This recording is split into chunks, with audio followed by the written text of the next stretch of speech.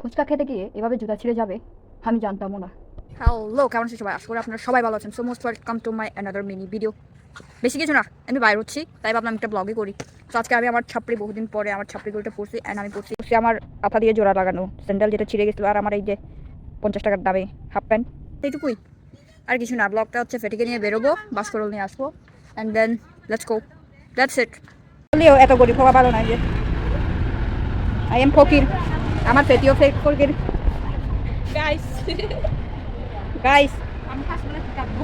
কাদো guys. Finally বোনের সঙ্গে খুনসুটি শেষ করে আমি যাচ্ছিলাম বনর পাতে একটা প্রোটেক্টর নিতে আমার ফোনের জন্য, বা যাওয়া হয় নাই। তো আমি একটা আখের রস অর্ডার করে ফেলি, একটা না সরি, এক গ্লাস। সো এক গ্লাস আখের রস আস্তে আস্তে করে খাচ্ছিলাম, একটু মজাই ছিল, ঠান্ডা ছিল, অনেক রিফ্রেশিং ছিল বলা যায়, পরিচিত দোকান। সো তার পাশেই ছিল স্বাদের গাড়ি, ওখানে ফেটিকে পার্ক করে ছেঁড়া জুতা দেখায় এক প্লেট ফুচকা অর্ডার করে ফেলি, অ্যান্ড ফাইনালি আমার ফুচকা চলে আসছে। তো একটু খাওয়া দাওয়া করলাম। ও হ্যাঁ, ফুচকার প্রাইস ছিল 50 টাকা, স্বাদটাও মোটামুটি ছিল। বেসিক্যালি আমি স্ট্রিট ফুড প্রেফার করি না, বাট মাঝে মাঝে খাওয়াটা একটু বেস্ট।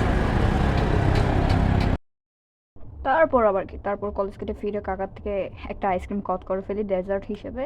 সো আবার ওটা শেষ করে সাইকেল নিয়ে বাসায় ফিরি, অ্যান্ড দেখেন আমার অবস্থা গাঞ্জাখুরির মতো। সো এইটুকুই ছিল ব্লগ। So thank you.